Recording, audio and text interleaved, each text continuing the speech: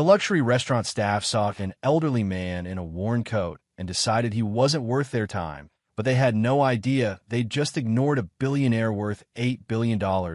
And when manager Ethan Price humiliated the only waitress who helped him speaking perfect Japanese to the confused stranger, he didn't know he was about to lose everything, because Naomi Carter wasn't just any server, she was a woman juggling two jobs too. Save her brother from dangerous debt, and Kenji Takahara wasn't just any customer. He was a man on the run from corporate enemies, searching for the daughter he'd lost years ago. And when their worlds collided in that moment of unexpected kindness, neither of them knew that one act of compassion was about to change both their lives forever. Just before we get back to it, I'd love to know where you're watching from today, and if you're enjoying these stories, make sure you're subscribed. The crystal chandeliers of Bellevue Heights restaurant cast elegant shadows across white marble floors. Every detail screamed luxury, from the gold-trimmed menus to the velvet booth cushions. It was the kind of place where reservations required a 3-week wait, and servers memorized wine vintages like scripture. Naomi Carter balanced a tray of appetizers on her shoulder, weaving between tables with practiced grace. Her black uniform was crisp despite being 6 hours into her shift. She'd already worked her morning job at the grocery store, and exhaustion tugged at her eyelids, but she kept her smile warm and genuine. The tips from his place helped pay Jordan's community college tuition. That thought alone kept her moving. The front door chimed softly. An elderly man stepped inside, his gray coat simple and unmarked by designer labels. He wore black slacks and polished but worn shoes. His silver hair was neatly combed, and his posture held a quiet dignity that went unnoticed by the hostess scrolling through her phone behind the podium. Kenji Takahara paused just inside the entrance, his dark eyes scanning the restaurant with careful observation. He noticed the seating arrangements, the flow of servers, the way light caught the glassware. Everything about his presence was understated, almost invisible. The hostess finally glanced up, her expression shifting from boredom to barely concealed disappointment. "Do you have a reservation?" Her tone suggested she already knew the answer. Kenji bowed slightly, a gesture of politeness. "I do not. Is walk-in possible?"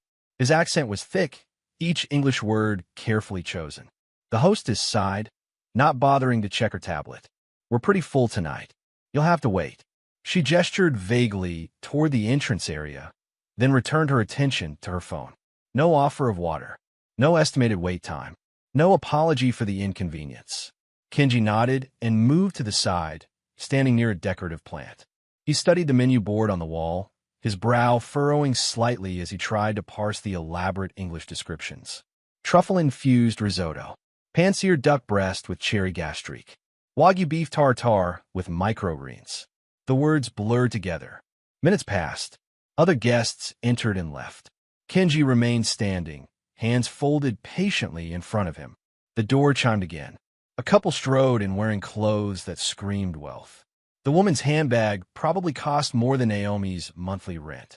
The man wore a watch that caught the light with every gesture, demanding to be noticed. Ethan Price, the restaurant manager, materialized instantly. His smile was blindingly white, his suit perfectly tailored. At 33, he'd built his career on knowing exactly who deserved attention and who didn't. "Welcome to Bellevue Heights. Right this way, please." He didn't even glance at his seating chart, leading them directly to the best table near the window. Naomi watched this exchange while refilling water glasses at table 7. Her jaw tightened slightly, but she said nothing. She'd learned that lesson her first week here.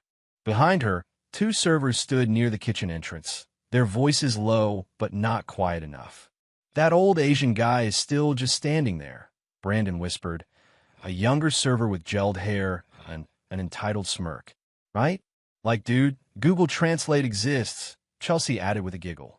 He probably wandered in thinking it was a buffet or something. Does he even have money for this place? I bet he orders water and asks for free bread. Their laughter felt cruel in Naomi's ears. Ethan returned from seating the wealthy couple, straightening his tie with satisfaction. He noticed Naomi glancing toward Kenji and frowned. "Don't even think about it, Carter. We need you focused on tables that actually tip. That guy's probably looking for directions to Chinatown or something. Naomi's fingers tightened around her empty tray. He's been standing there for 15 minutes, Ethan. The hostess hasn't even offered him water. Not our problem if he can't communicate properly. This is America. Ethan's voice held finality. Go check on table 12. They asked for you specifically. But Naomi's attention remained on Kenji. She noticed things others missed. The way he shifted his weight, not from impatience, but from discomfort at being ignored. The slight bow he gave whenever someone passed too close, a reflex of ingrained politeness. The careful way he studied the menu board, lips moving silently as he tried to translate. During her semester abroad program, before her mother got sick and everything fell apart, Naomi had studied Japanese culture extensively. She recognized omotenashi, the deep cultural principle of hospitality, and its opposite, the distress of being unseen despite standing in plain sight. This man wasn't confused about where he was. He was confused about why no one cared. Brandon passed by again, smirking. $20, says he leaves without ordering. Old guys like that just want to use the bathroom.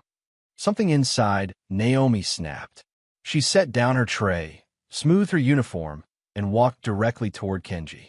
Each step felt like a small rebellion against every unspoken rule Ethan had drilled into them about prioritizing the right clientele. Kenji stood with his back partially turned, still studying the menu board.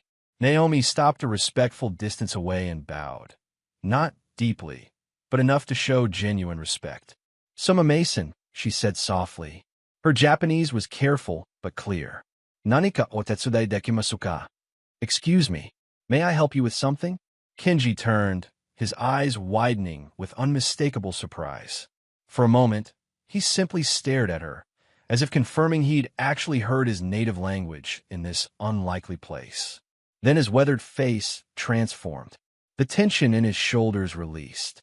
His expression shifted from guarded patience to something resembling relief.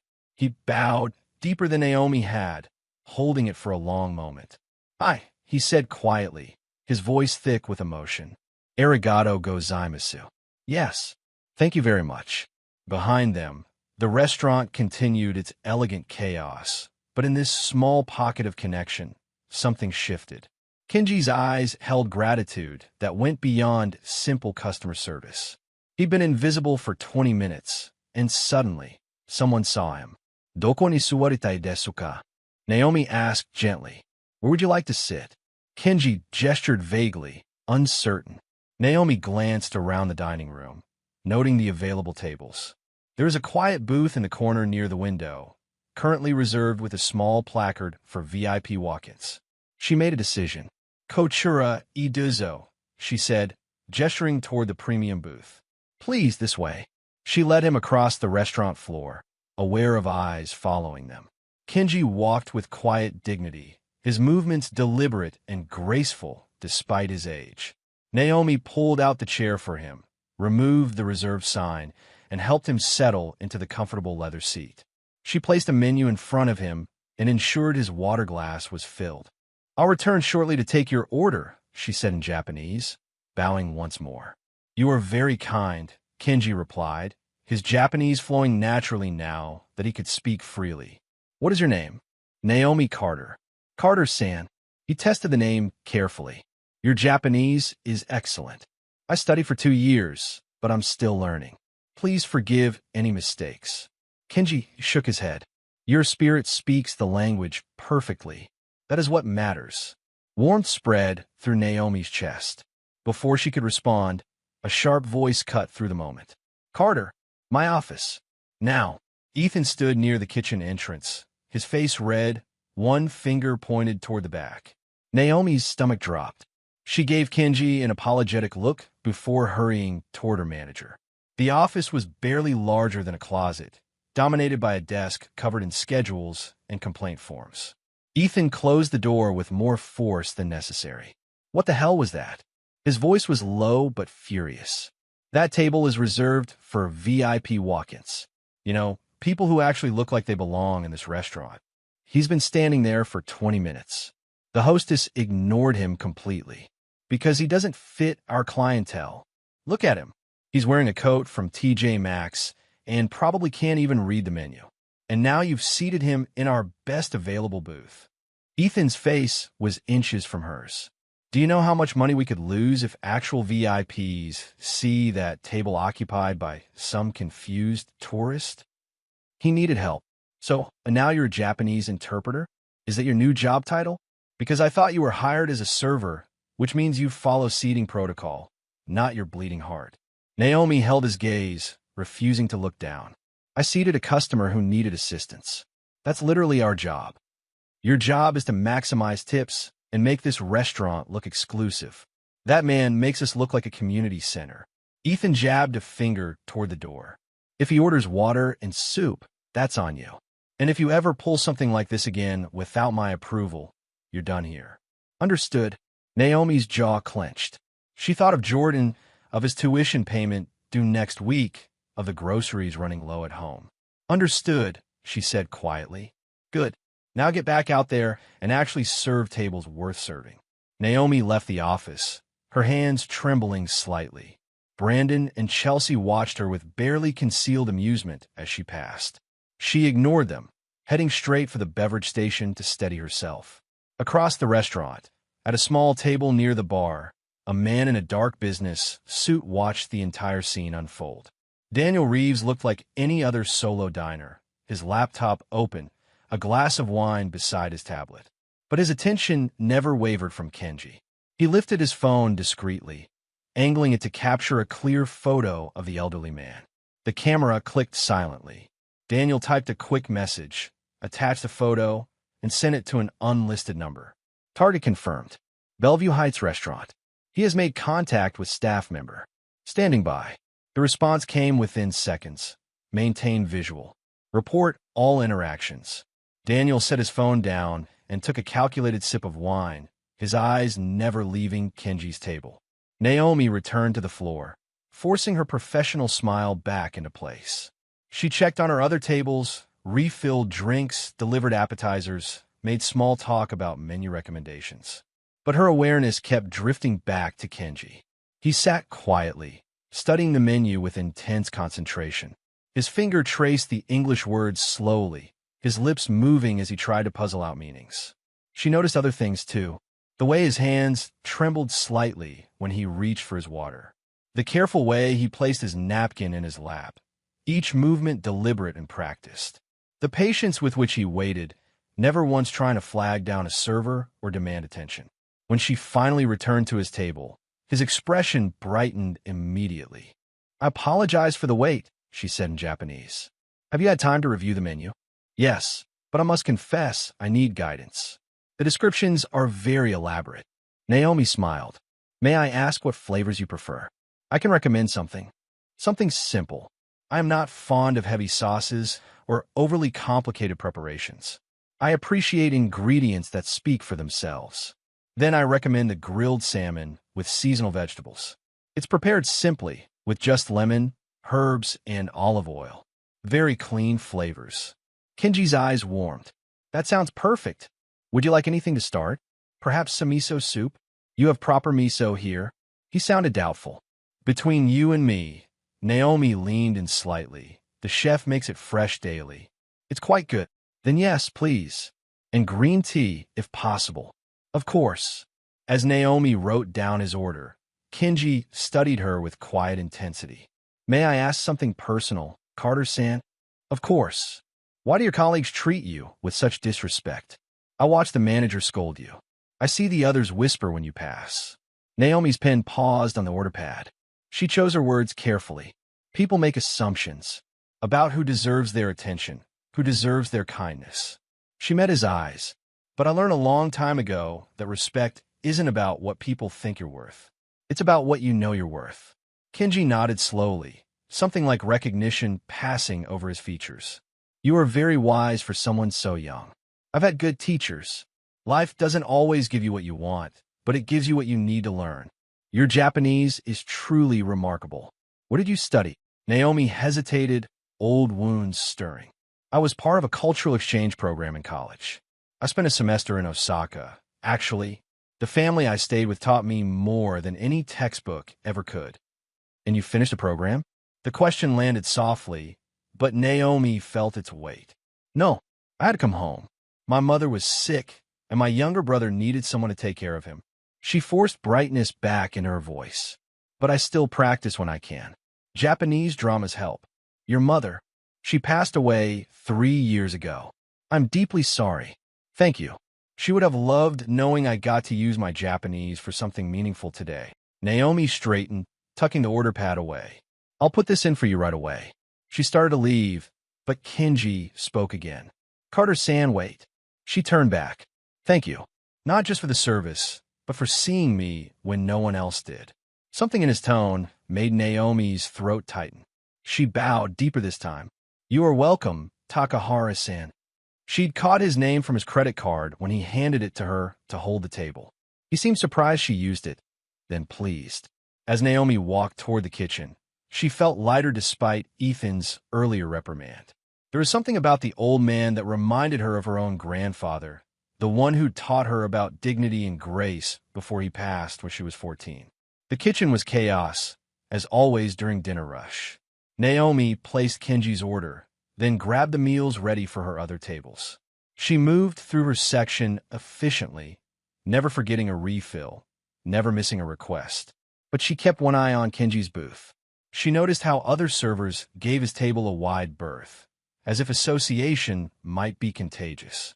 She saw Ethan deliberately directing the more obviously wealthy customers away from that corner of the restaurant. She also noticed Daniel Reeves, though she couldn't have known his name. The man with the laptop and wine seemed to be watching Kenji with unusual intensity. Once, when Kenji rose to use the restroom, Daniel's eyes tracked his every movement. The miso soup arrived first, steam rising in delicate curls. Naomi placed it before Kenji with both hands, the way she'd been taught during her homestay in Osaka. Kenji lifted the bowl, inhaling deeply. His eyes closed for a moment, and when they opened, they glistened slightly. This smells like home, he said quietly. I am Glo. The chef trained in Tokyo for 2 years. He takes his miso seriously. Kenji tasted it slowly, savoring. Please give him my compliments. This is authentic. Naomi bowed and turned to leave, but Kenji gestured to the seat across from him. Would you sit for just a moment?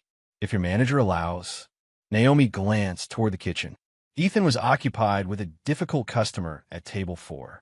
The dining room had reached that lull between dinner rush and dessert service. Just for a moment, she agreed, sliding into the booth.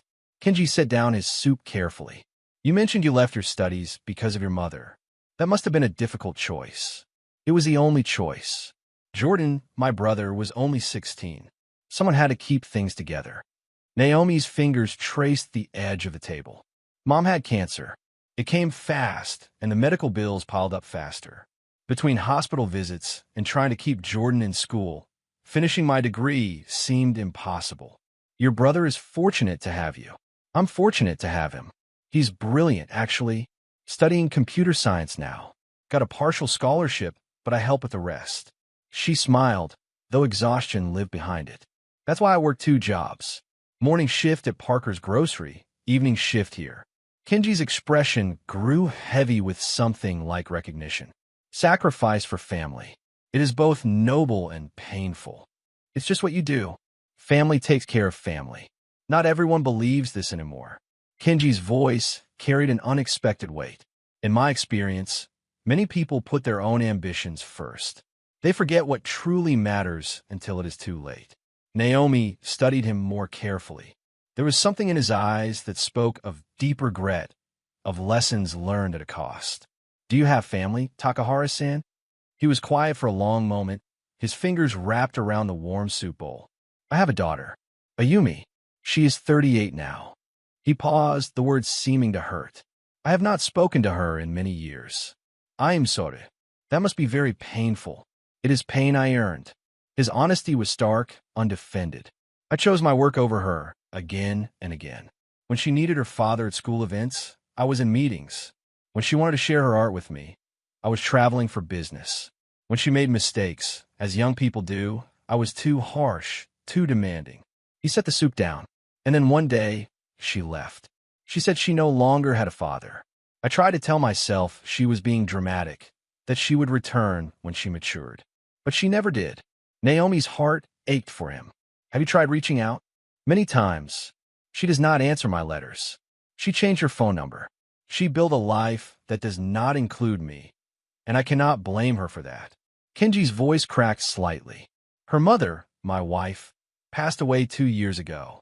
Ayumi did not tell me until after the funeral. That is how much I have failed. I'm so sorry. Kenji looked up, his eyes meeting Naomi's directly. Why do you show me such kindness, Carter-san? You do not know me. Your manager disapproves. Your colleagues mock you for it. Yet you sit here, listening to an old man's regrets. Naomi considered the question carefully.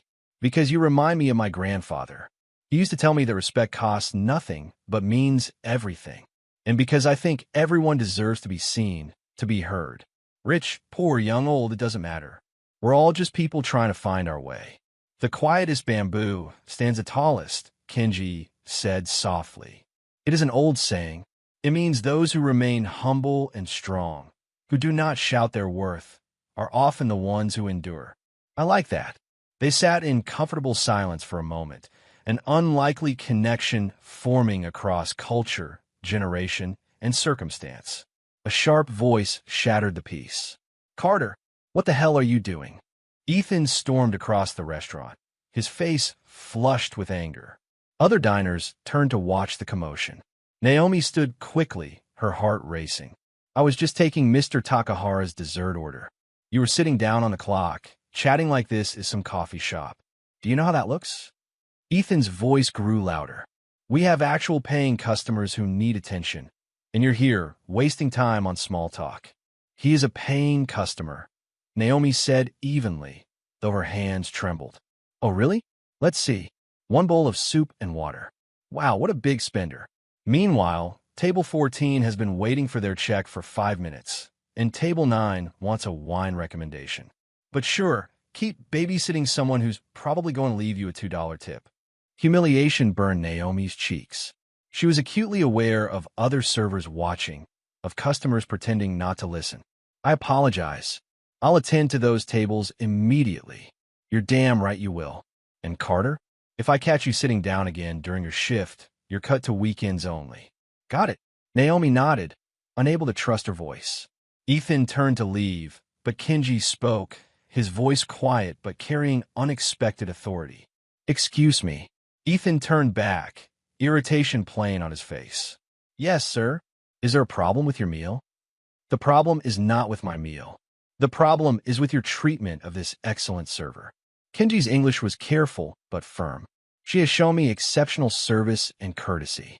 She is the only employee in this restaurant who has demonstrated true hospitality.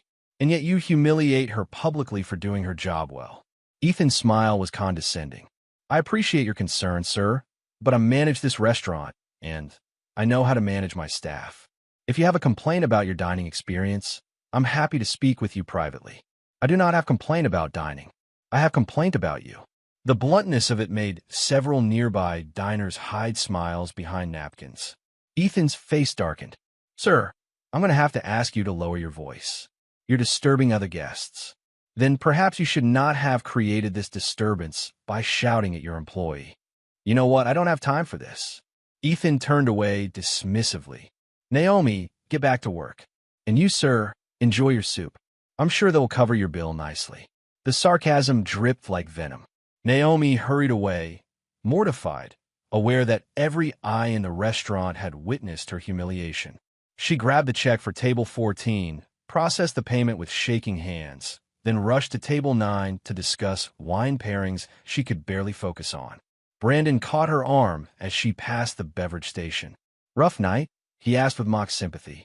Maybe you should stick to tables that actually matter instead of playing translator for some random old dude. Naomi pulled her arm free without responding. In the corner, Daniel Reeves watched the entire scene unfold. He made several more notes on his laptop, his expression unreadable. Then he sent another message. Situation escalating. Restaurant manager hostile. Target maintaining composure. Subject Naomi Carter providing assistance and protection. She may become a variable. The response, Continue observation. Prepare for contact, if necessary. Naomi pushed through the rest of her shift on autopilot. She smiled. She served. She processed orders and payments. But inside, she felt hollowed out. She needed this job. Jordan's tuition was due in 12 days, and her checking account was already stretched thin. Her phone buzzed in her apron pocket. She stepped into the staff hallway and checked the message. Jordan, Naomi, I need to talk. It's important. I am scared. Her stomach dropped. Jordan scared meant trouble. Real trouble. Can't talk now, she typed back. Still working. What happened? 3 dots appeared, then disappeared. Then appeared again. Those guys I told you about. They're saying I owe them money. They're waiting outside the campus library. I don't know what to do. Naomi's hands went cold. Jordan had mentioned some older students who'd been pressuring him to get involved in something he wouldn't specify. She told him to stay away from them, but Jordan was 19 and stubborn and trying so hard to fit in. How much? $500. I don't have it. I told them I don't have it, but they won't listen. Don't give them anything. Stay in the library where there are people. I'll come as soon as my shift ends. Naomi, they're not leaving. There's 2 of them, and they keep texting me. They said if I don't come out, they'll wait for me tomorrow, and the amount goes up. Stay inside. I'm serious, Jordan. I'll figure this out. She shoved her phone back in her pocket, her mind racing. $500 might as well be $5,000 right now. Her next paycheck wasn't until Friday, and even then, rent was due. When she returned to the floor, Kenji's salmon had been delivered. He ate slowly, with careful attention, but his eyes tracked Naomi's movements. He saw the tension in her shoulders, the way she kept touching her apron pocket. She approached his table to refill his water, and he spoke softly. Something is wrong. It wasn't a question. I'm fine, thank you. How is your salmon? Excellent. But you're not fine. I see worry in your face. Naomi's smile faltered. Just some family issues. Nothing I can't handle. Family issues are rarely nothing. Kenji set down his fork. Your brother? She shouldn't say anything. He was a customer. This wasn't appropriate. But the kindness in his eyes, the genuine concern, made her defenses crack. He's in some trouble. Nothing serious, but he's scared, and I can't leave to help him. What kind of trouble? Some people think he owes them money. They're pressuring him. Kenji's expression hardened. How much money? It doesn't matter. I'll handle it after my shift. Carter-san, forgive my directness, but you are clearly distressed. If your brother needs you, you should go to him. I can't. If I leave early again, Ethan will cut my hours. I need this job. Kenji reached for his wallet and placed several $100 bills on the table.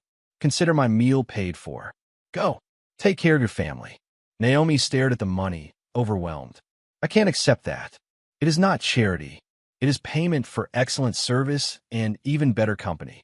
And it is understanding from someone who lost his daughter because he always put work first. Kenji's voice was gentle but firm. Family first, Carter-san. Always family first. Go. Tears pricked Naomi's eyes. She bowed deeply, unable to speak, then rushed toward the staff room to grab her coat. Ethan caught her at the door. Where the hell do you think you're going? Your shift doesn't end for another hour. Family emergency. My brother needs me. I don't care if your brother stubbed his toe. You don't leave until I say you can leave. Then fire me. But I'm going.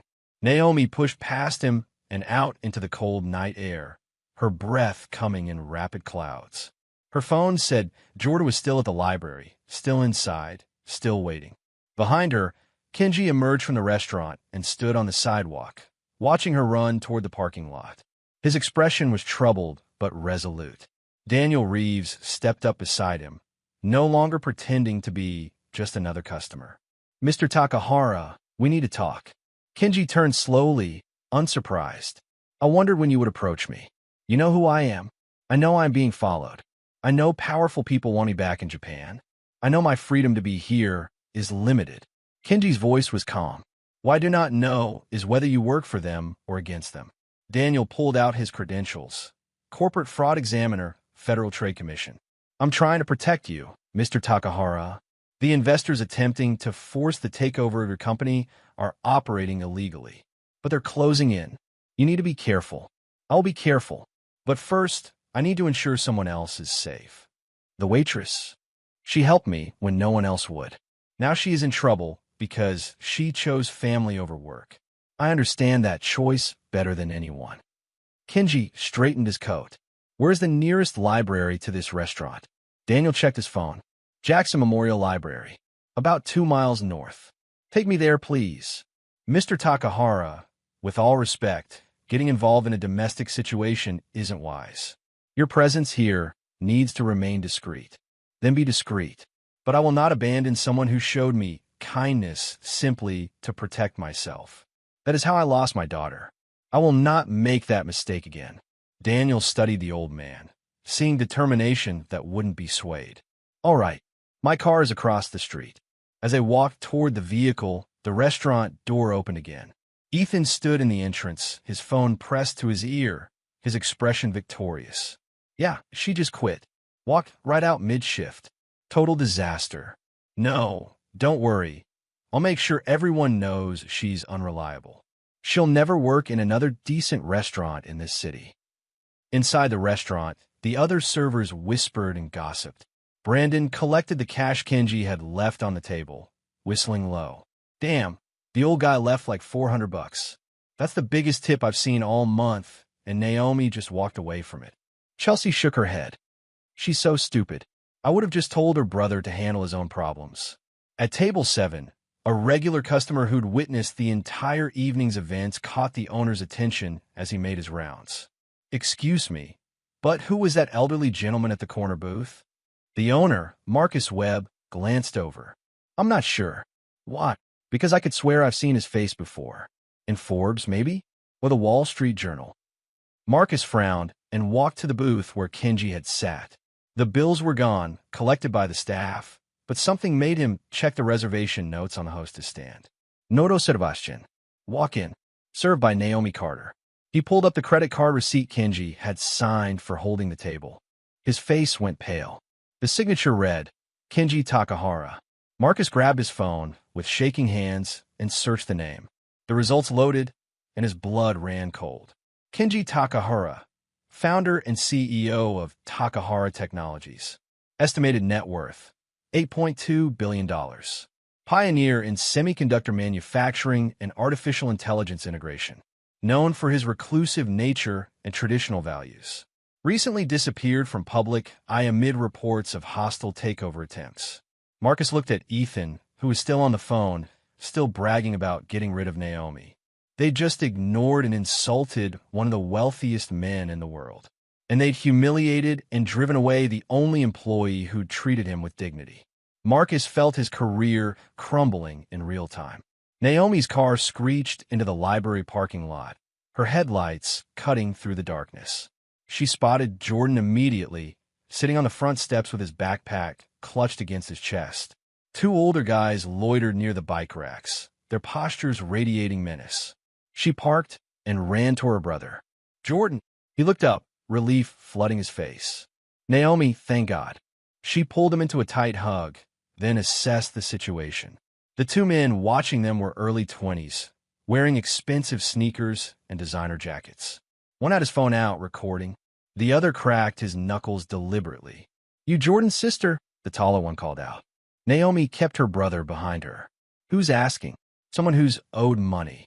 Your little brother here made promises he can't keep. I don't know what he told you, but whatever this is about, he's done. He's not involved anymore. The second guy laughed. That's not how this works, sweetheart. He took our product to sell at campus parties. We want our money or our merchandise back. $500. What product? Naomi's voice dropped dangerously low as she turned to Jordan. Jordan's eyes filled with tears. I am sorry. I'm so sorry. They said it was just energy drinks and supplements, stuff to help students study. I didn't know it was illegal stuff until after. You try to sell drugs? No. I swear, Naomi, I didn't sell anything. When I found out what it really was, I dumped it all. I threw it away. I told them I wasn't doing it, but they're saying I still owe them for the product. The taller guy stepped closer. See, that's the thing about business. You break the merchandise, you bought it. Now we need our money tonight, or your brother's gonna find out what happens to people who waste our inventory. Naomi's phone buzzed. A text from an unknown number. Stay calm. Help is coming. Before she could process it, Headlights swept across the parking lot. A sleek black sedan pulled up, and Daniel Reeves stepped out, followed by Kenji. The two men near the bike racks tensed immediately. "Everything all right here?" Daniel's voice carried authority that made the dealers step back instinctively. "None of your business, old man. This is between us and the kid. Actually, it became my business the moment you started threatening minors." Daniel pulled out his federal credentials, letting the light catch his badge. "Daniel Reeves, Federal Trade Commission, Corporate Fraud Division. And before you tell me I'm out of my jurisdiction, you should know I have friends in every branch of law enforcement." The shorter dealer grabbed his partner's arm. "Bro, let's go. We're not done here." "Yeah, we are. This isn't worth it." They backed away toward a car parked in the shadows, but not before the taller one pointed at Jordan. "This ain't over, kid. You better watch yourself." The car peeled out of the parking lot. Naomi's legs nearly gave out. She held Jordan tighter, and Kenji approached them slowly, his expression gentle. "Are you both unharmed?" he asked in English, his accent thick but his concern clear. "Yes, thank you. Thank you so much." Naomi's voice shook. "I don't understand. How did you know where to find us?" "I told Mr. Takahara about the situation," Daniel explained. "He insisted on helping." Jordan looked between Kenji and Naomi, confusion written on his young face. "Who is this?" "This is Mr. Takahara. He was dining at the restaurant tonight. And your sister showed me the greatest kindness when no one else would," Kenji added. "When I learned she left work to protect you, I could not simply return home. I know too well the cost of choosing work over family." Naomi's eyes stung with tears. "You didn't have to do this." "Yes, I did. For my own conscience, if nothing else." Kenji turned to Jordan. "Young man, those people who threatened you, they prey on students like you. They make it seem easy, profitable, safe. But they are dangerous, and they will destroy your future if you let them." Jordan hung his head. "I know. I was so stupid. I just wanted to help Naomi. She works so hard for me, 2 jobs, always tired. And I thought if I could make some quick money, I could pay my own tuition, maybe buy her something nice for once." "Your intentions were good. Your methods were foolish." Kenji's tone was firm but not unkind. "But you recognized your mistake before it was too late. That shows wisdom. What if they come back?" Daniel answered this time. "They won't. I got their license plate and their faces on camera. I'll be filing a report tonight. If they're smart, they'll stay far away from campus." Naomi wiped her eyes roughly. "I don't know how to thank you both." "You already thanked me by being yourself," Kenji said simply. "Now, it is late, and you both should go home. Rest. Tomorrow will be better." As Naomi and Jordan got in her car, she watched through the rearview mirror as Kenji stood in the parking lot, looking older and more tired than he had at the restaurant. Daniel said something to him, and Kenji nodded slowly before getting back into the sedan. The drive home was quiet. Jordan stared out the window, shame and relief warring on his face. "I really am sorry, Naomi. I know you are, and we'll talk about this properly tomorrow. But Jordan, you can't ever do something like this again. You scared me half to death. I thought I was helping. You helped by staying safe and finishing school. That's all I need from you." When they reached their small apartment, Jordan went straight to his room. Naomi collapsed on the worn couch, exhaustion crashing over her like a wave. Her phone buzzed with multiple messages. 3 from Ethan, "You're fired. Don't bother coming back. I'll mail your final check." 1 from Chelsea, "Heard you walked out. That was crazy. Good luck finding another job." And 1 from an unknown number. "This is Marcus Webb, owner of Bellevue Heights. Please call me immediately. It's urgent." Naomi stared at that last message. The owner never contacted servers directly. Her stomach knotted. This had to be about her leaving mid-shift. Maybe he wanted to make the firing official, or worse, threaten legal action for breach of contract. She decided to deal with it tomorrow. Tonight, she just needed sleep. But sleep didn't come easily. She kept replaying the evening, the kindness of a stranger who owed her nothing, the danger her brother had walked into, the job she'd lost. Morning came too soon. Naomi's alarm blared at 6. She had her shift at Parker's grocery starting at 7. She dragged herself through a shower, made Jordan promise to go straight to class and come straight home, then headed to the store. The grocery shift passed in a blur of scanning items, bagging purchases, and forcing smiles at customers who barely saw her. When her lunch break finally came, she sat in her car and called Marcus Webb. He answered on the first ring. "Naomi, thank you for calling. I need you to come to the restaurant today." Her stomach dropped. "Mr. Webb, I understand I left her in my shift. I'm sorry for any inconvenience, but my brother was in serious danger." "I know. That's not why I'm calling. Please, can you come in around 3? Before the dinner service? I'm scheduled at the grocery store until 4. This is important, Naomi. Very important. Can you leave early? I'll make it worth your time." Something in his tone made her agree. At 2:30, she clocked out of the grocery store and drove to Bellevue Heights. The parking lot was empty except for a few staff vehicles. She entered through the front, and Marcus was waiting in the lobby, pacing. "Naomi, thank you for coming. Please, let's talk in my office." She followed him, her anxiety mounting. His office was elegant, filled with awards and photos from various culinary events. "Am I being sued for leaving mid-shift?" Marcus looked horrified. "What? No, absolutely not. Naomi, I need to ask you about last night. The elderly gentleman you served, the one at the corner booth. How did your interaction with him go?" She relaxed slightly. "It went well. He was very kind. Did he mention anything about himself? His work? Why he was here?" "Not really. We talked about family mostly. He mentioned having a daughter he hasn't spoken to in years." "Why?" Marcus pulled out his phone and showed her a Forbes article. The headline read, "Tech billionaire Kenji Takahara vanishes amid corporate takeover battle." Naomi's eyes widened as she scanned the article. Photos of Kenji at various corporate events, looking distinguished in expensive suits. Net worth estimates. Details about his company's revolutionary technology patents. That's impossible. He was just a regular customer. He's worth over $8 billion, Naomi. He founded one of the most successful tech companies in Asia. And apparently, he's been in hiding from investors trying to force him out of his own company. Naomi sat down heavily. "I had no idea." "Of course you didn't. And that's exactly why he trusted you. You treated him like a human being, not a wallet." Marcus leaned against his desk. "Naomi, I need to be very honest with you. What happened last night was unacceptable. The way Ethan treated you, the way our staff ignored Mr. Takahara, the way you were humiliated for doing your job correctly. I am ashamed. Mr. Webb, I appreciate that, but I fired Ethan this morning." Naomi's mouth fell open. "I reviewed security footage.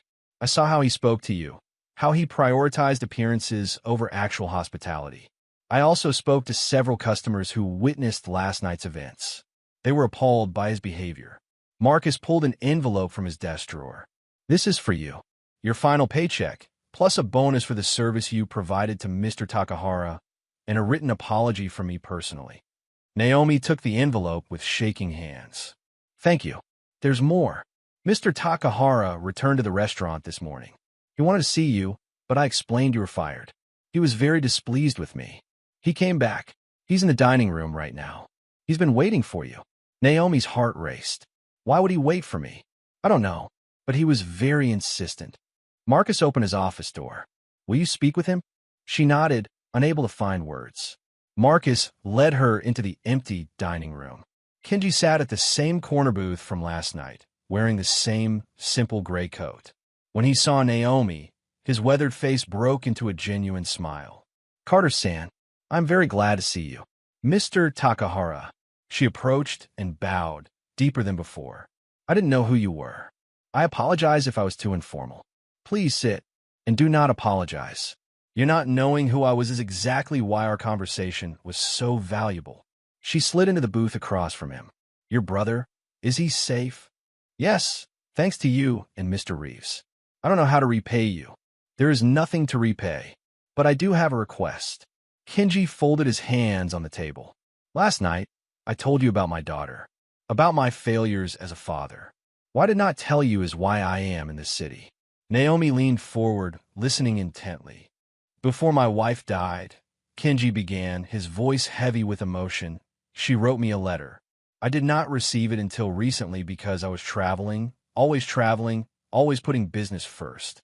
Her best friend, a woman who moved to this city 40 years ago, kept the letter safe.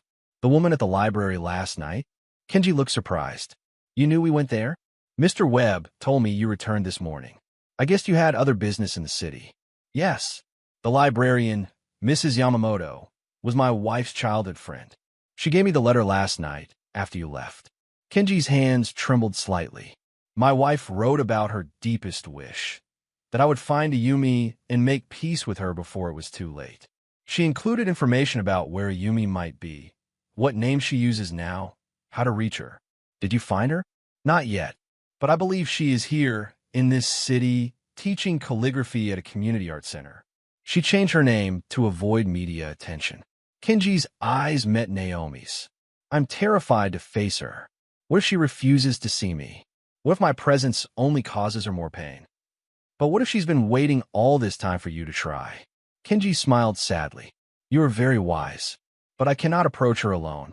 My Japanese is my comfort, but her mother's letter suggested Ayumi has become very American in her ways. She might not even speak Japanese fluently anymore. I need someone who can bridge both worlds. Naomi understood before he said it. You want me to come with you? I know it is asking too much. You have your brother, your jobs. I was fired last night. Kenji's expression hardened. The manager did this? It's all right. Honestly, I hated working for him anyway. It is not all right. You lost your income because you showed me kindness. I lost my income because I chose my brother over a bully. I'd make the same choice again. Before Kenji could respond, the restaurant's front door opened. Daniel Reeves entered, his expression urgent, followed by two men in expensive suits. Mr. Takahara, we have a situation. The two men approached the booth, and Naomi recognized the predatory confidence of corporate lawyers.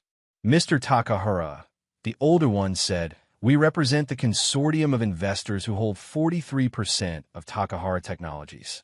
We've been trying to reach you for 6 weeks, and I have been avoiding you for 6 weeks. I believe that sends a clear message. Sir, with all respect, you cannot simply abandon your company. The board has called for an emergency meeting. Your presence is legally required. I am on personal leave. Personal leave requires board approval for a CEO. You disappeared without authorization. The stockholders are getting nervous, and that's affecting share prices. Kenji remained calm. My company has excellent leadership in my absence. The stock will recover. The younger lawyer stepped forward. Mr. Takahara, we can do this easily, or we can do this with court orders. Either way, you're returning to Japan with us tonight. Daniel moved between them and the booth. Gentlemen, Mr. Takahara isn't going anywhere unless he chooses to. You have no legal authority to force him. We have authorization from the board of directors. A board of directors is not a court of law. Unless you have an actual warrant, you need to leave this restaurant. The older lawyer's eyes narrowed. We know about the investigation, Mr. Reeves. We know you've been looking into our business practices, but we've done nothing illegal. Then you have nothing to worry about. Now leave. The tension in the room was suffocating. Naomi watched Kenji, saw the weariness in his expression, the weight of decades of corporate battles pressing down on him. Marcus Webb appeared from the kitchen, his phone in his hand. Gentlemen, I've called the police. Unless you're customers, I need you to leave my establishment immediately. The lawyers exchanged glances, then the older one placed a business card on the table. Mr. Takahara will be at the Meridian Hotel. Think carefully about your next move. The board meeting is scheduled for Monday in Tokyo. If you're not there, they will vote to remove you as CEO. Everything you built will be taken by people who don't understand your vision. They left, and the restaurant fell silent. Kenji picked up the business card and turned it over slowly in his fingers. They're not wrong, he said quietly. If I do not return, I lose my company. Everything I sacrificed for, everything I chose over my family, will belong to strangers. What do you want to do? Naomi asked gently. I want to see my daughter. I want to apologize.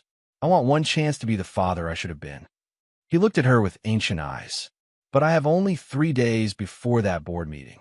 If I miss it, I lose everything. Then we don't have time to waste. Kenji studied her. You will help me?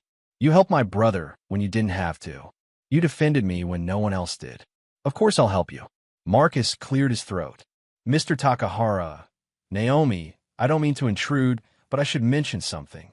After you left last night, I realized who you were, and I may have mentioned it to a few people. Word has spread. There are reporters outside right now. They all turned to look at the front windows.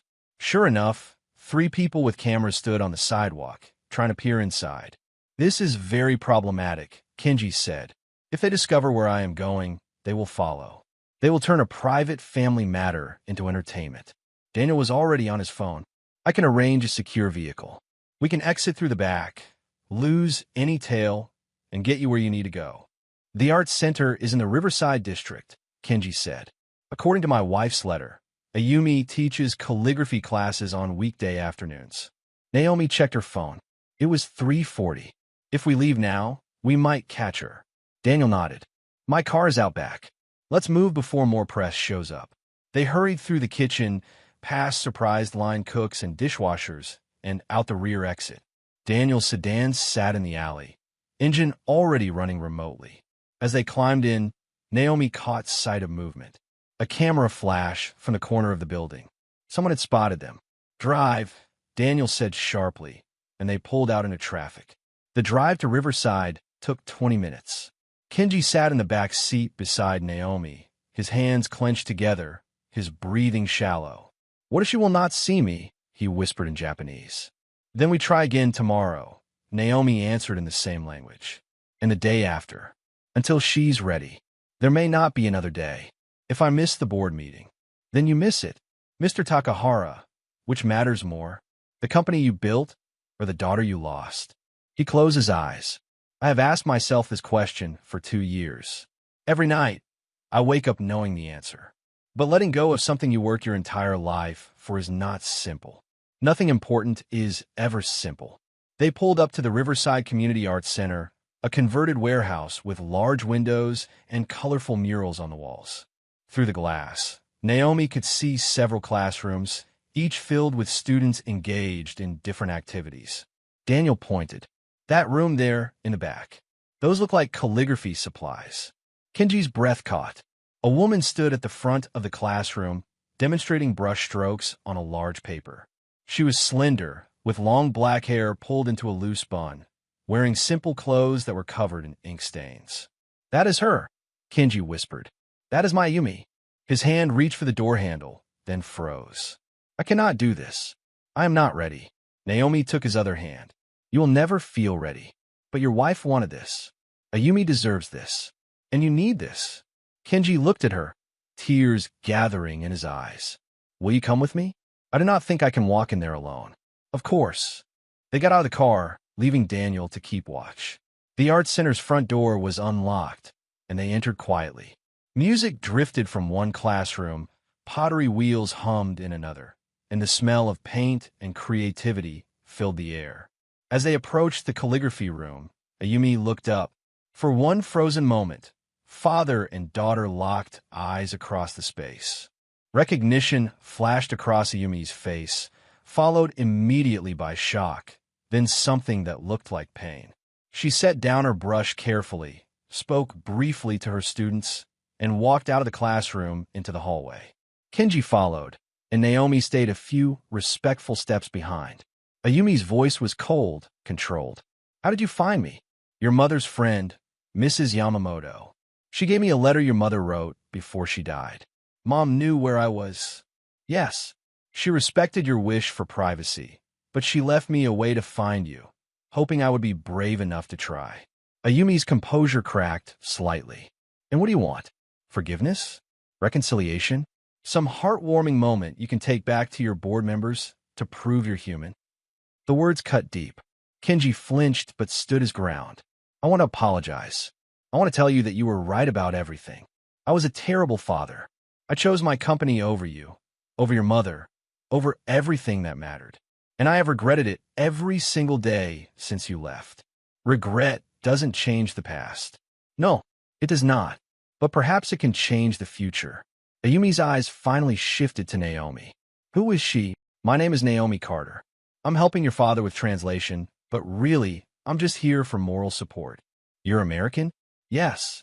And you speak Japanese? I studied in Osaka for a semester. Something in Ayumi's expression softened marginally. Why would you help him? What is he paying you? He's not paying me anything. He helped my brother when he didn't have to. He defended me when my boss humiliated me. He showed me kindness when he had every reason to worry about his own problems instead. Naomi chose her next words carefully. Your father told me about you, about how he failed you. He doesn't expect you to forgive him. He just wants the chance to say he's sorry. Ayumi's eyes glistened. Do you know what it's like to spend your childhood competing with a company for your father's attention? To perform in recitals he never attended? To win art competitions he never acknowledged? To need him after mom got sick, only to have him send assistance instead of coming himself? No, Naomi said honestly. But I know what it's like to lose a parent. And I know that anger and pain are easier to carry than grief. But they're also heavier in the long run. Ayumi looked at her father, really looked at him, perhaps for the first time in years. She saw the gray hair, the deep lines around his eyes, the tremor in his hands. You look old, she said softly. I am old, and I am tired, and I have wasted too much time on things that do not matter. Kenji's voice broke.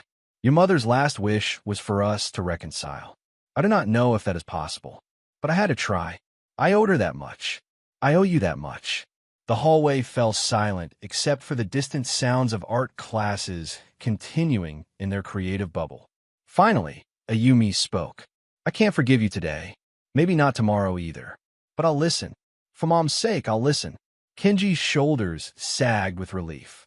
He bowed deeply, holding it until Ayumi placed a hand on his shoulder. Stop. People are staring.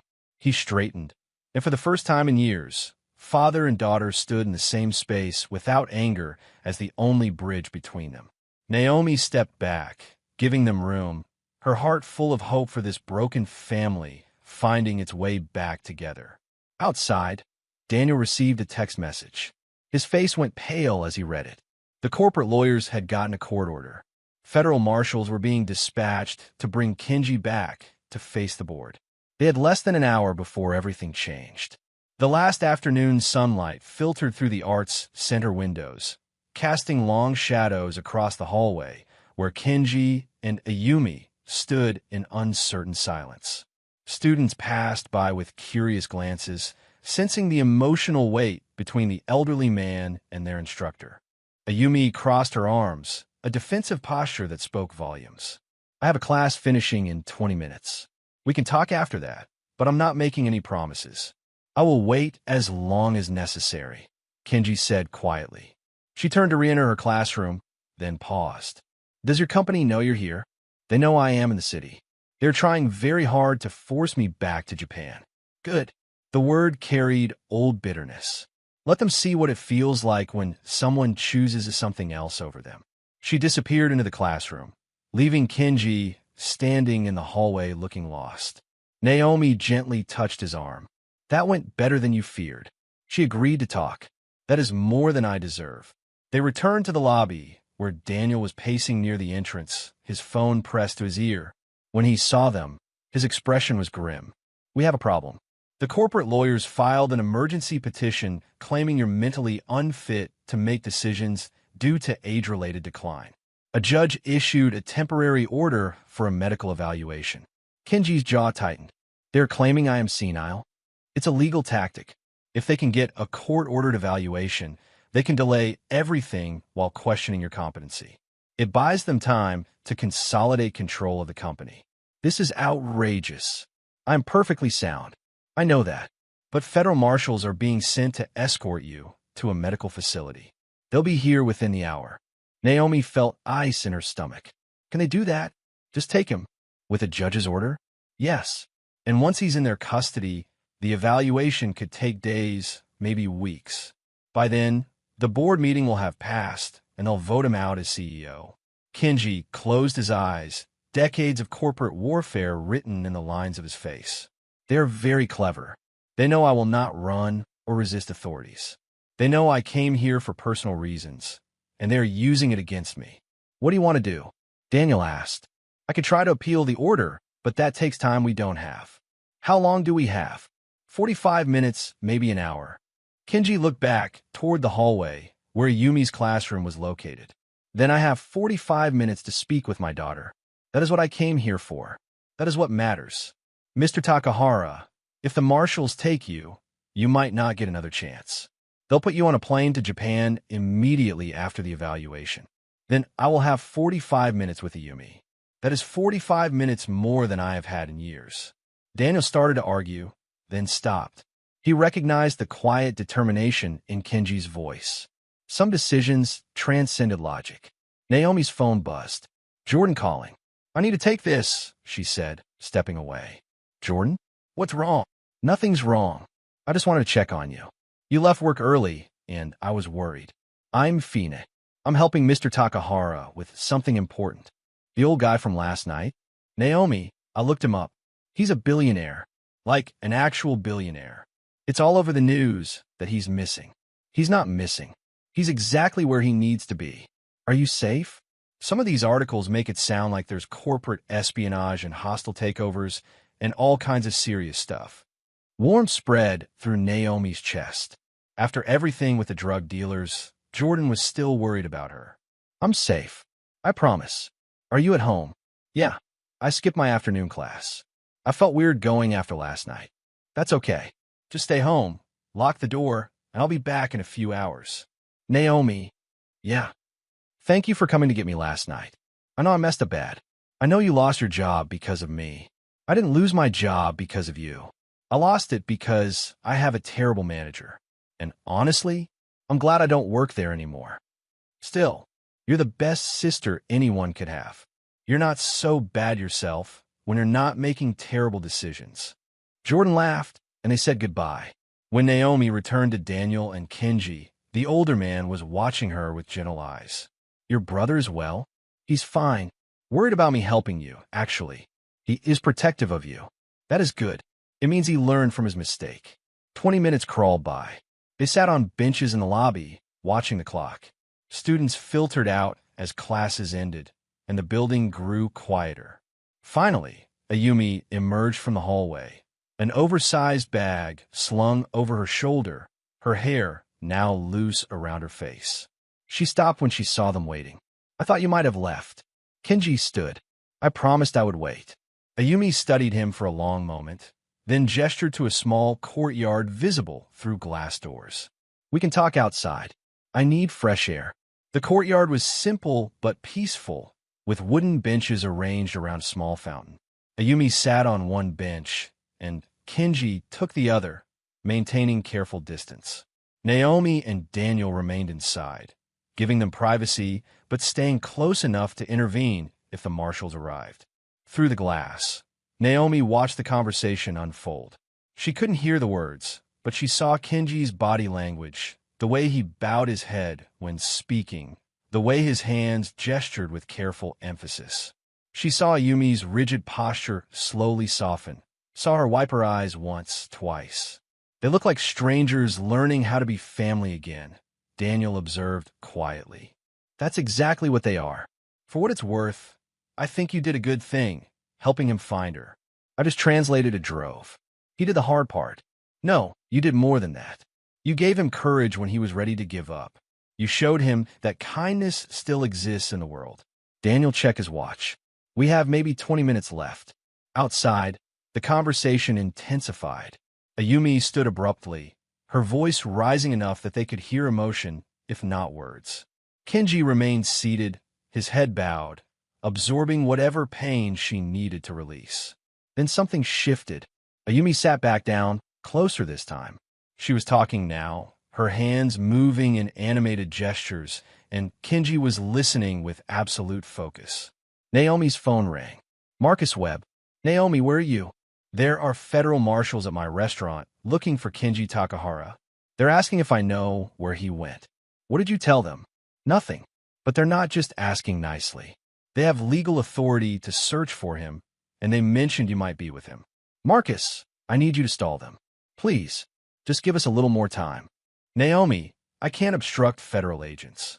I'm not asking you to obstruct anything. Just be slow. Take your time answering questions. Maybe mention you think we went to several different places. Marcus was silent for a moment. How much time do you need? 20 minutes. Maybe less. All right. But Naomi, be careful. Whatever you're involved in, it sounds serious. It is serious, but it's also important. She ended the call and told Daniel. He swore quietly. They're moving faster than I expected. We need to go. Not yet. Look, in the courtyard, Ayumi had moved to sit beside Kenji on the same bench. Not touching, but the physical proximity spoke of barriers beginning to crumble. Kenji was crying now, silent tears streaming down his weathered face, and Ayumi's own eyes were red and swollen. 5 more minutes, Naomi said firmly. They deserve 5 more minutes. Daniel nodded, though tension radiated from him. Those 5 minutes felt eternal and too brief at once. Finally, Ayumi and Kenji stood. They faced each other, and then, with visible hesitation, Ayumi embraced her father. It wasn't a long embrace, and it looked awkward, unpracticed after years of distance. But it was real. Naomi felt tears on her own cheeks. They came back inside, both looking emotionally exhausted. Ayumi's eyes were puffy, her voice hoarse. I can't promise everything is fixed. I can't promise I'm ready to have you back in my life completely. But Mom wanted this, and I owe her the effort to try. That is more than I hoped for, Kenji said. Thank you, Ayumi. Thank you for listening. I have one condition. Anything. No more choosing the company over family. If we're going to try this, you have to actually be present. Not just physically here, but actually present. Kenji nodded. I promise. No more company before family. Daniel cleared his throat. I hate to interrupt, but we really need to leave. Now, what's happening? Ayumi asked. Federal marshals are coming to take your father for a medical evaluation. It's a legal maneuver by his company to force him back to Japan. Ayumi's expression hardened. Of course it is. They can't let him be human for 5 minutes. We should go, Kenji said to Naomi and Daniel. I will not let you two get in trouble for helping me. Where will you go? Ayumi asked. I do not know. Away from here before the authorities arrive. Come to my apartment. It's 10 minutes away, and they won't think to look there. Kenji looked surprised. You would hide me? I'm still angry with you. But I'm angrier at the people trying to control you. Ayumi kaphiapake. Let's go. They drove in 2 cars to avoid attention. Ayumi led in her small hybrid, with Kenji riding beside her. Naomi and Daniel followed in his sedan, keeping watch for any signs of pursuit. This is getting complicated, Daniel muttered, checking his mirrors constantly. Helping him avoid a court order crosses legal lines I'm not comfortable with. He's not avoiding it. He's just taking a few hours to be with his daughter before facing whatever comes next. Tell that to a judge. Would you rather he spent tonight in federal custody being evaluated by doctors who are probably being paid by his own company to declare him incompetent? Daniel sighed. You're right. I just hope we don't all end up in cells next to him. Ayumi's apartment was in a converted industrial building, the kind that used to house factories and now held artist lofts. Her unit was on the 3rd floor, accessed by a freight elevator that groaned ominously as they ascended. The apartment itself was beautiful in its chaos. Canvases covered every wall, some finished, some still in progress. Calligraphy scrolls hung from the ceiling. Tables overflowed with brushes, ink bottles, and paper. It smelled like paint and incense and creativity. Sorry for the mess, Ayumi said, clearing space on a worn sofa. I wasn't expecting company. Kenji looked around with wonder. You created all of this. Most of it. The rest is from students whose work I wanted to keep. Your mother would be so proud. She always said you had her artistic soul. Ayumi's expression flickered with grief. I wish she could have seen my first gallery show. I finally had one last year. It sold out in 3 days. Truly, critics called my work a unique fusion of traditional Japanese calligraphy and modern American expression. She managed a small smile. Apparently being caught between 2 cultures makes for interesting art. I'm sorry I was not there to see it. Yeah, well. Ayumi turned away, busying herself with making tea. You're here now. Naomi's phone rang again. Jordan, his voice tight with panic. Naomi, there are men outside our apartment building. The same ones from last night, I think. They're just sitting in a car, watching the entrance. Her blood ran cold. Are you sure it's them? Pretty sure. Black SUV, tinted windows. One of them keeps looking up at our floor. Did you call the police?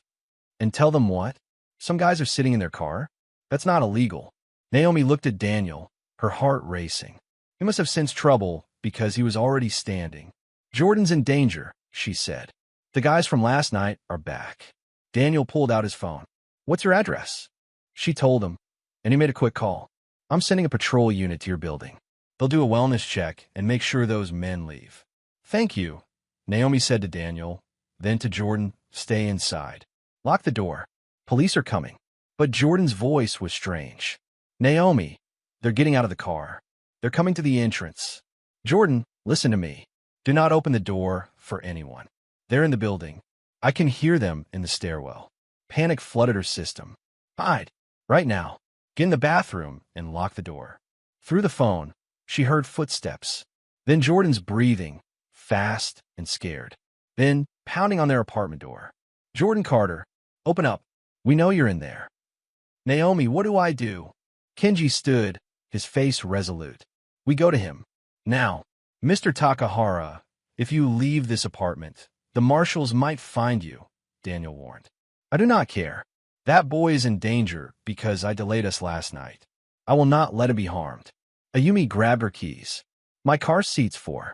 Let's go. The drive to Naomi's apartment complex felt like hours compressed into minutes. Naomi stayed on the phone with Jordan, hearing the pounding continue, hearing voices threatening him through the door. They're saying I have until the count of 10 to open up, or they're breaking in. Naomi, I'm scared. I'm almost there. Just hold on. Daniel had called for backup, but response times were never guaranteed. They had to get there first. Ayumi drove like someone who knew every shortcut in the city. She ran 2 yellow lights and ignored a stop sign, her jaw set with determination. Your brother is lucky to have you, she said to Naomi.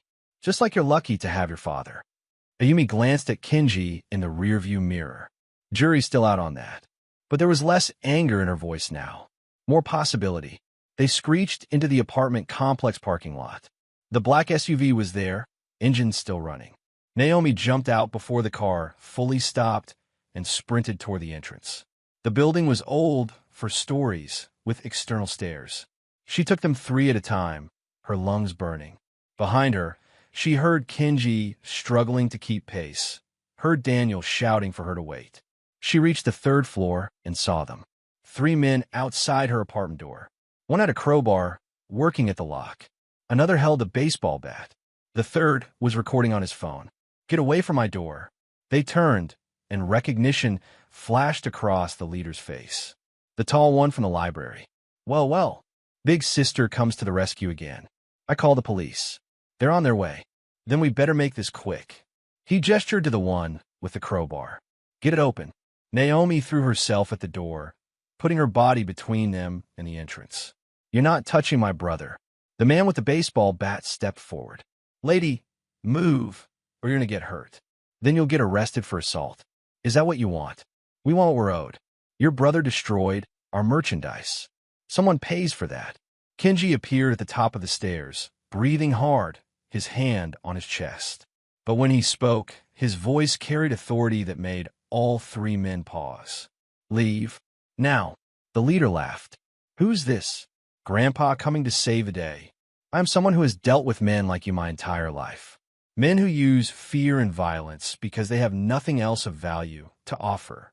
Kenji straightened, and despite his age, despite his simple clothes, something in his bearing commanded attention. You want money? How much? What? The merchandise this boy destroyed. How much was it worth? $500. Here is 1,000. Kenji pulled bills from his wallet, the money he'd planned to use for dinner with Ayumi. Take it and go. You're paid twice over. You have no reason to return. The men exchanged glances, greed warring with pride. How do we know you're not a cop? Do I look like a cop? The leader snatched the money, counted it quickly. This doesn't mean we're done.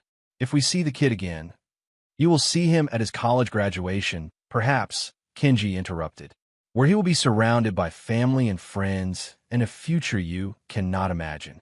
And you will remember that you once tried to destroy that future for $500. Ask yourself then if it was worth it. Something in the leader's expression shifted.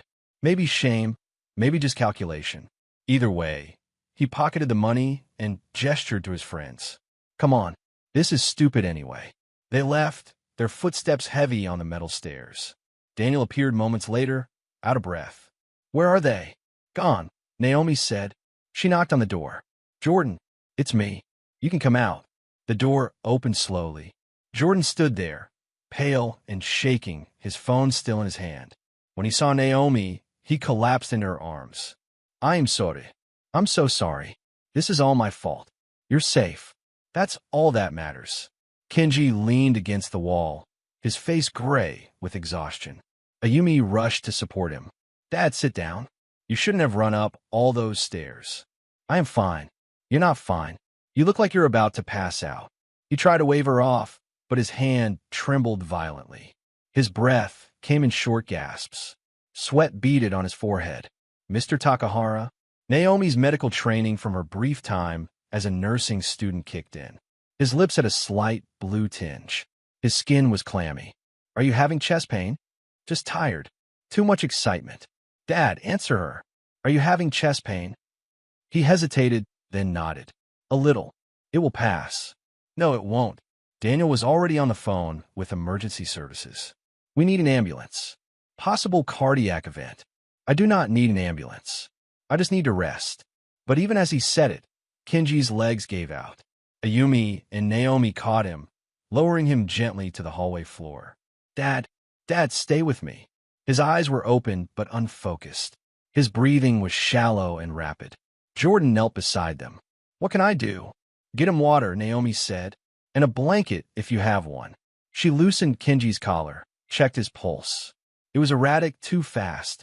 The stress of the last 2 days, the emotional turmoil, the physical exertion, his age, it had all caught up to him at once. Ayumi held her father's hand, tears streaming down her face. You can't do this. We just started talking again. You can't leave now. Kenji's eyes focused on her face. He smiled weakly. I gotta see you. That is enough. No, it's not enough. It's not nearly enough. Sirens wailed in the distance, growing closer. Naomi had never felt so helpless. This man who'd shown her family such kindness, who'd traveled across the world to make peace with his daughter, who'd defended her brother despite his own problems. He was slipping away right in front of them.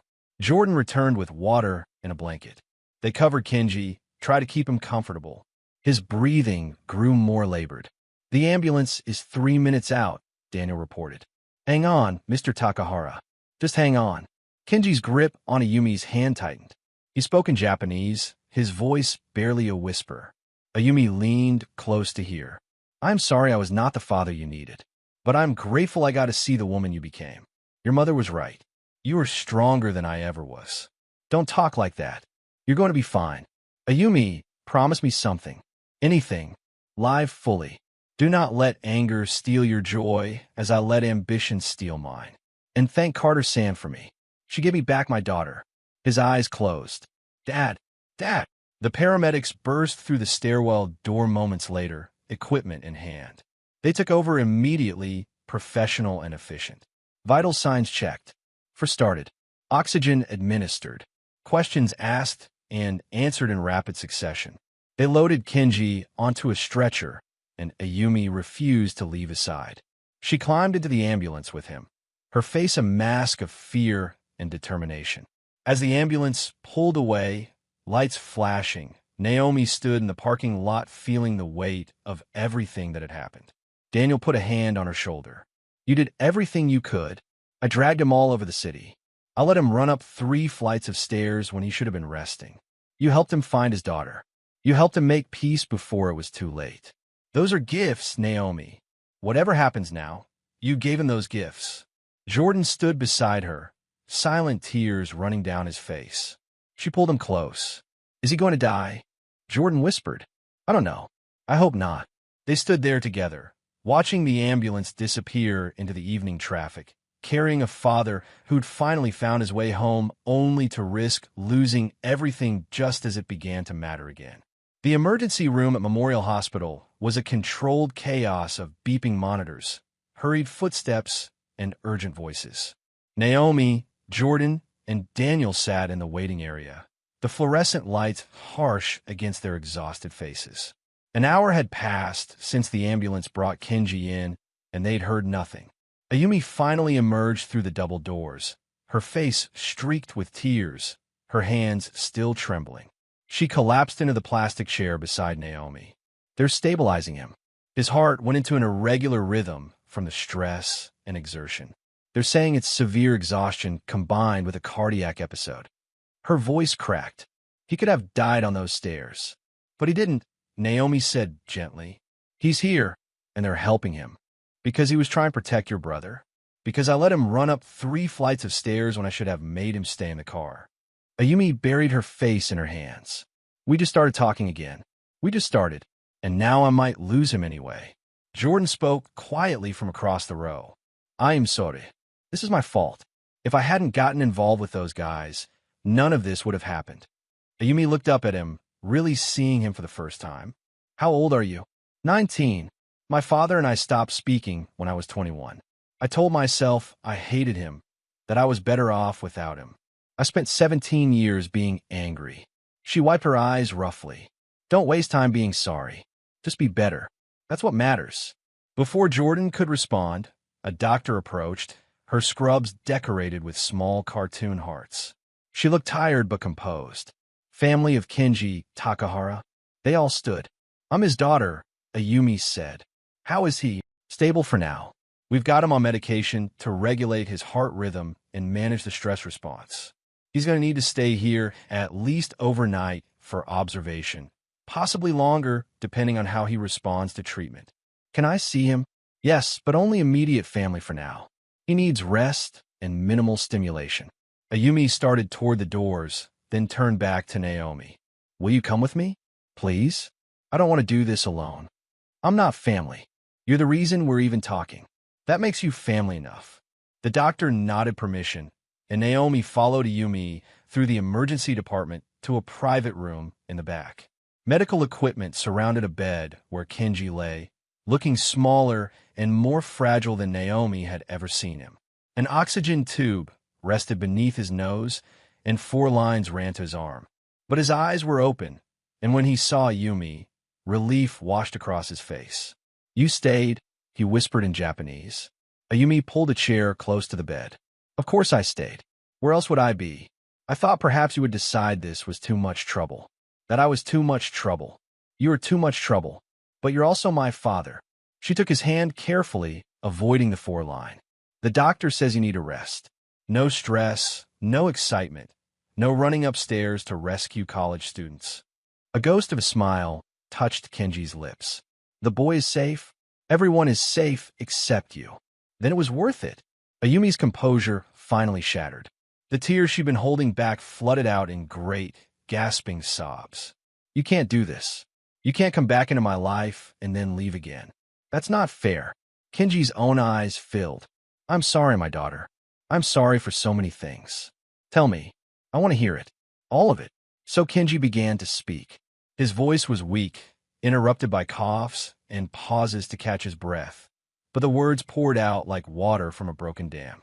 He told her about missing her 5th birthday because of a board meeting that could have been rescheduled, about the piano recital where she played Chopin perfectly and he wasn't there to hear it because he was in Singapore negotiating a merger, about her high school graduation when he arrived late and left early, more concerned with phone calls than celebrating her achievements.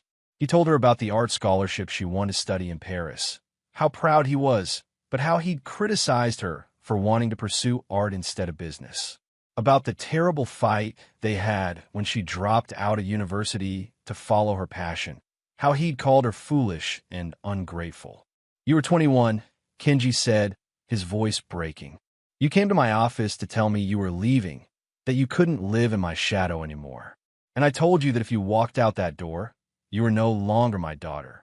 Ayumi nodded, the memory clearly painful. "You said I was throwing away my future for childish fantasies. I was wrong. I was so terribly wrong. You were not throwing away your future. You were claiming it. And I was too proud, too convinced that my way was the only way to see that. Mom tried to make you understand. Your mother was wiser than I ever was. She saw your strength, your talent, your courage. She begged me to apologize, to reach out to you. But I was stubborn. I told myself you would come back when you matured, when you realized I was right. He closed his eyes. And then she got sick. I didn't know until it was almost too late. She hid it from me because she didn't want me to come back out of obligation. She made me promise not to contact you until you were ready. She said forcing you would only drive you further away.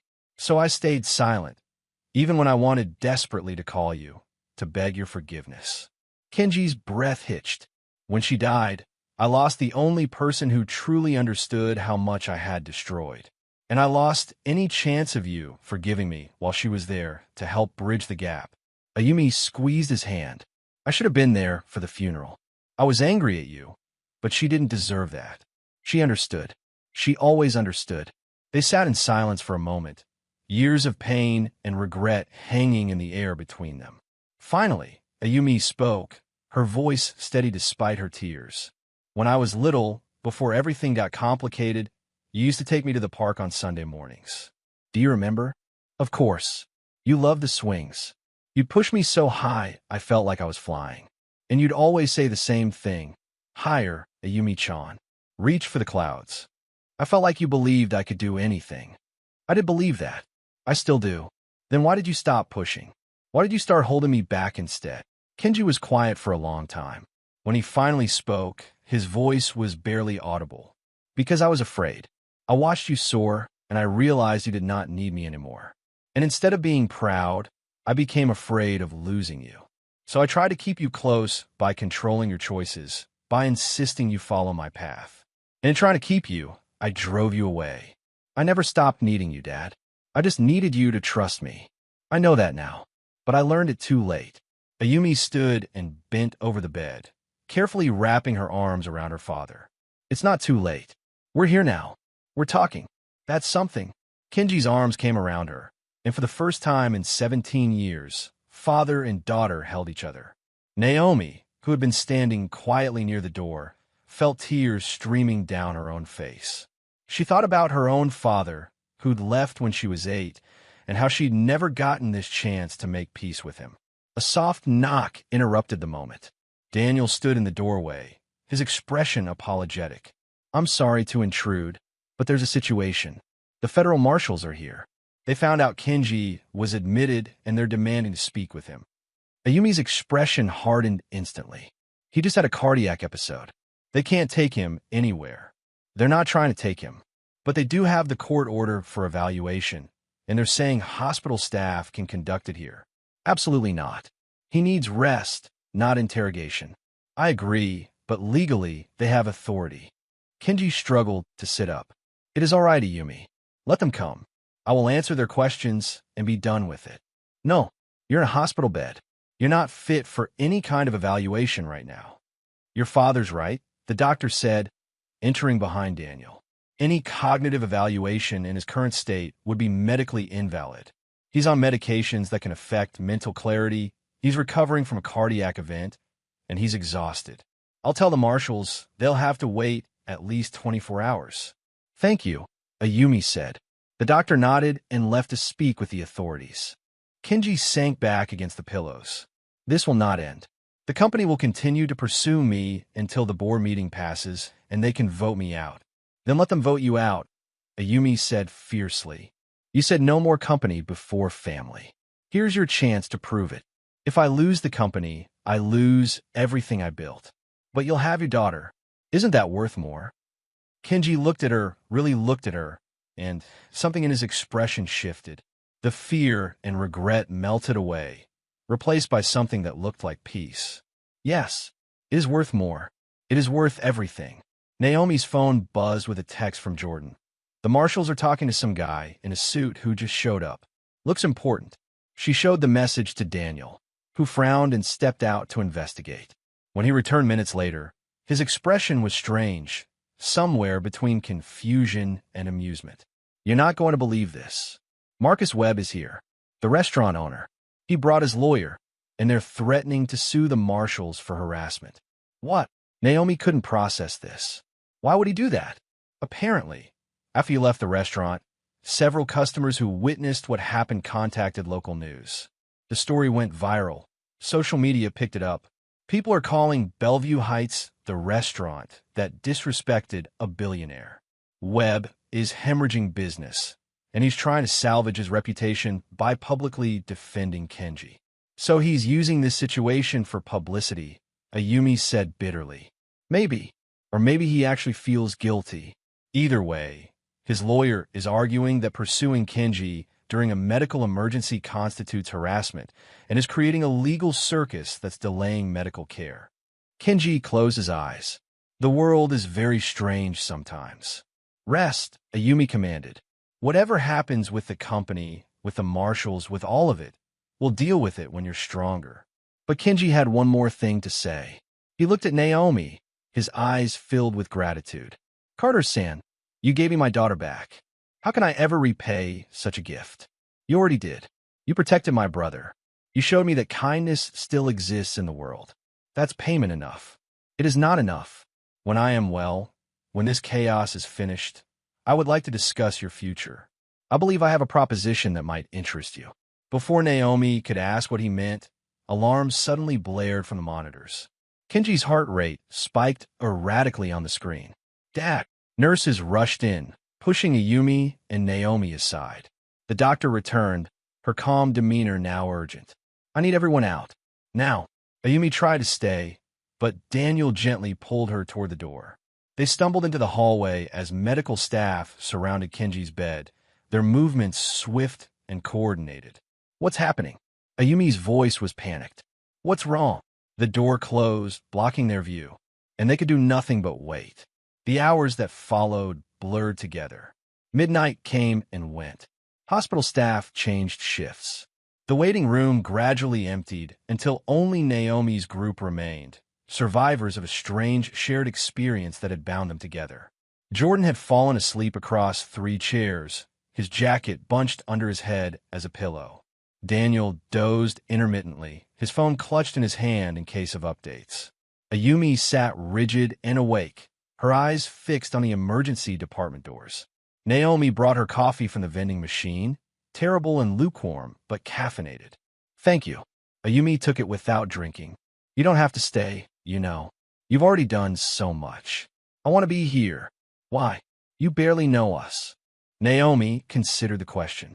A few days ago, I was just a waitress working 2 jobs and trying to keep my brother out of trouble.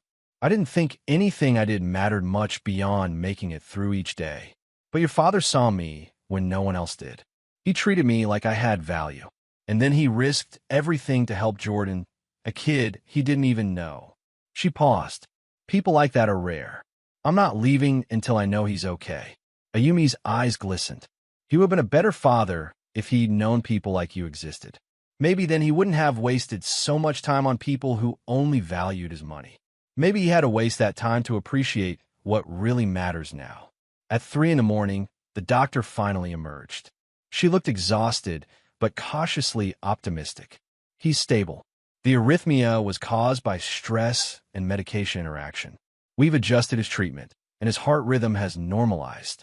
He's sleeping now, and barring any complications, he should make a full recovery. Ayumi sagged with relief.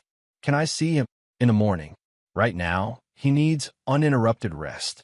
Go home, get some sleep, and come back after 8. I promise we'll call if anything changes. They had no choice but to comply. Daniel drove them all back to Ayumi's apartment as dawn was just beginning to paint the sky pink and gold. Jordan woke up confused, asking questions that Naomi answered in soft tones. At Ayumi's building, they all stumbled inside, too tired to speak. Ayumi made up the couch for Naomi and Jordan, found spare blankets and pillows, and they all collapsed into exhausted sleep. When Naomi woke, sunlight streamed through the tall windows. The scent of coffee filled the apartment. She checked her phone, 10:30 in the morning. She'd slept for 5 hours. Ayumi sat at her dining table, still wearing yesterday's clothes, a mug of coffee cradled in her hands. She looked like she hadn't slept at all. The hospital called 20 minutes ago, she said without preamble. He's awake and asking for me. And for you. For me. He specifically asked if Carter-san was here. They drove back to Memorial Hospital, Jordan choosing to stay at the apartment with Daniel, who was making phone calls about the legal situation. The drive was quiet, both women lost in their own thoughts. Kenji looked better in the morning light. Color had returned to his face, and though he still had oxygen and monitors attached, his eyes were clear and focused. Carter-san, Ayumi, good morning. How are you feeling? Naomi asked, like a foolish old man who does not know his own limits. He smiled weakly, but grateful to be alive. Ayumi took her usual position beside his bed. The doctor says you'll need to stay another day or two. No arguments. I would not dare argue with you. Kenji looked between them. I have been thinking all night about priorities and choices, about what truly matters. Dad, you should rest, not think. Rest and thinking are not mutually exclusive, and I have made a decision. He pressed a button to raise his bed slightly. I am not returning to Japan for the board meeting. Ayumi's eyes widened. What? They want to force me out? Let them. I built that company from nothing, and it became a monster that consumed my life. Perhaps it is time to let it go. But it's everything you worked for. No, it was everything I chose over you, over your mother, over any chance of real happiness. And I am tired, Ayumi. I'm tired of fighting men who see only profit and power. I'm tired of missing what matters while chasing what does not. So you're just giving up? I'm choosing differently. There is a difference. Kenji turned to Naomi. Carter-san, I mentioned yesterday that I had a proposition. I would like to discuss it now, if you are willing. Of course. You speak Japanese fluently. You understand cultural nuances that most Americans miss. You have grace, intelligence, and most importantly, genuine compassion for others. These are rare qualities, especially in the corporate world. Naomi had no idea where this was going. I am stepping down as CEO of Takahara Technologies, but I still own controlling shares, and I still have influence over company direction. I would like to establish a new division focused on cultural exchange programs, international relations, and corporate humanitarian initiatives. He paused, and I would like you to lead it. Naomi stared at him. I'm sorry, what? The position would be Chief Cultural Liaison. You would oversee programs that bring Japanese and American workers together, facilitate understanding between cultures, and ensure that the company remembers that business is ultimately about people, not just profit. Mr. Takahara, I'm a waitress. I didn't even finish college. You are a woman who speaks 2 languages, who sacrificed her education to care for her family, who showed kindness to a stranger when no one else would, and who has more wisdom in her compassion than most executives have in their entire careers. Kenji's voice was firm despite his weakness. Your brother's tuition will be covered. You will receive a substantial salary, full benefits, and the resources to build something meaningful. All I ask is that you bring your authentic self to the work. Tears filled Naomi's eyes. I don't know what to say. Say you will consider it. This is crazy, Ayumi said, but she was smiling. You're offering her an executive position after knowing her for 3 days? I knew within 3 minutes that she was extraordinary. The following days simply confirmed it. Kenji looked at his daughter. You asked me to choose family over company. This is me choosing. I am building something new, something that honors people instead of using them. And I need people I can trust to help me do it. A soft knock interrupted them. Daniel stood in the doorway with someone Naomi didn't recognize, a distinguished woman in a business suit carrying a leather briefcase. Mr. Takahara, this is Jennifer Walsh. She's a corporate attorney I've been working with. She has news about the board meeting. The lawyer stepped forward. Mr. Takahara, I'm pleased to inform you that the hostile takeover attempt has collapsed. My firm has been investigating the investor consortium for 6 months on suspicion of securities, fraud, and market manipulation. This morning, federal prosecutors filed charges against the 3 primary investors. The SEC has frozen their assets, and the board has called an emergency meeting to restructure leadership. Kenji absorbed this information slowly. So the threat is over? Completely. The board is actually asking if you would be willing to remain as CEO, given your reputation for integrity. Tell them I decline, but I will remain on the board in an advisory capacity. He glanced at Ayumi. I have other priorities now. The lawyer nodded and excused herself. When she left, Ayumi leaned back in her chair, looking stunned. So that's it? It's just over. Not over. Changed. Everything is changed. Kenji looked at Naomi again. Will you consider my offer, Carter-san? Naomi thought about the grocery store, about scanning items and making small talk, about the restaurant job she'd lost, about working 2 jobs and barely making ends meet while Jordan struggled with tuition. She thought about her mother, who'd always told her that education and compassion were the greatest gifts she could give the world. I'll consider it, she said, but I have one condition. Name it. The program doesn't just help corporate employees. It includes scholarships for students who can't afford study abroad programs. Kids like I was, who have potential but no resources. Kenji's smile was radiant. I would be honored to include that. Jordan appeared in the doorway, breathless. Naomi, you're not going to believe this. That restaurant owner, Marcus Webb, he's downstairs. He wants to talk to you. What does he want? He wouldn't say, but he seems kind of desperate. Naomi excused herself and found Marcus in the main lobby, pacing nervously. When he saw her, relief flooded his face. Naomi, thank God. I need to apologize. Publicly, privately, however you'll accept it. What happened in my restaurant was inexcusable. He pulled out his phone and showed her headlines. Restaurant discrimination goes viral. Billionaire snubbed by staff. Bellevue Heights under fire. I'm not looking for revenge, Marcus. I know, but I am looking for redemption. Ethan represented everything wrong with this industry. The focus on appearance over character, on wealth over human decency. I want to change that. He took a breath. I'd like to offer you your job back. As assistant manager, triple your previous salary. And I want to implement staff training on cultural sensitivity and respect for all customers. Naomi considered this. I appreciate the offer, but I just received another opportunity that I think I'm going to accept. Marcus looked disappointed, but unsurprised. I understand. You deserve better than what we gave you. But if you ever need a reference, or if that other opportunity doesn't work out, my door is open. Thank you. That means a lot. As Marcus left, Naomi returned to Kenji's room. Ayumi was showing her father photos on her phone, images of her artwork and gallery shows. He studied each one with intense focus, making up for years of missed exhibitions in minutes of attention. This one, he said, pointing to a calligraphy piece that blended Japanese characters with English words. What does it say? Home is not where you start, but where you choose to return.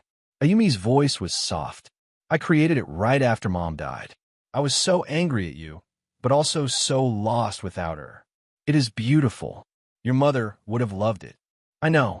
I made it for her. Daniel cleared his throat from the doorway. I hate to interrupt this moment, but I have someone else here to see Mr. Takahara. She says she's Mrs. Yamamoto, the librarian. The elderly Japanese woman entered slowly, leaning on a cane. Her face lit up when she saw Kenji. Takahara-san, I heard about your heart. I was so worried. Yamamoto-san, thank you for coming. Kenji bowed as much as his position allowed. Thank you for keeping my wife's letters safe all these years. She made me promise to give it to you when the time was right. I believe the time was very right. Mrs. Yamamoto looked at Ayumi. You must be Ayumi-chan. Your mother showed me so many photos. You look just like her. Ayumi stood and bowed deeply. Thank you for helping my father find me. I did nothing. Carter-san did all the important work. The old woman smiled at Naomi. You have a gift for bringing families together. The room grew quiet, filled with a peace that felt hard-earned and precious. Kenji's voice was weak, but content. I came to this city to find my daughter, but I found so much more. I found kindness from a stranger. I found second chances. I found what truly matters. He looked around at the gathered faces. I found family.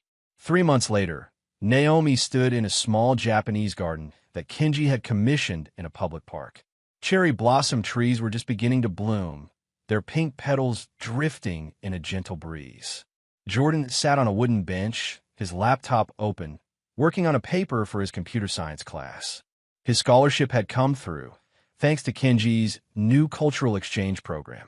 The men who'd threatened him had been convicted on drug charges and weren't a concern anymore. Ayumi was teaching a calligraphy workshop nearby. Her students gathered around as she demonstrated brushstrokes. She and Kenji had dinner every Sunday now, slowly rebuilding what had been broken. Daniel stopped by occasionally, having become an unexpected friend to their unusual family. And Kenji sat beside Naomi on another bench, looking healthier than he had in the hospital, but moving more carefully, more mindfully. "How was your first week as chief cultural liaison?" he asked. "Overwhelming, exciting, terrifying." Naomi smiled. "Perfect. You will do remarkable things. I have no doubt. I couldn't have done any of this without you, and I would be dead or alone without you. It seems we saved each other." They sat in comfortable silence, watching petals fall like snow around them. "You know," Naomi said softly, "a few months ago, I thought my life was just about survival. Working, paying bills, getting through each day. I never imagined it could be more than that. Sometimes we cannot imagine what is possible until someone shows us." "You showed me what was possible," Carter-san. "You showed me that it is never too late to choose what matters." Ayumi called out from her workshop, waving them over. Jordan closed his laptop and joined them. Daniel arrived with takeout from a nearby restaurant. They gathered together in the garden, this unlikely family formed by chance and choice, by kindness and courage. Kenji raised his cup of tea. "To new beginnings. To second chances," Ayumi added. "To family," Naomi said.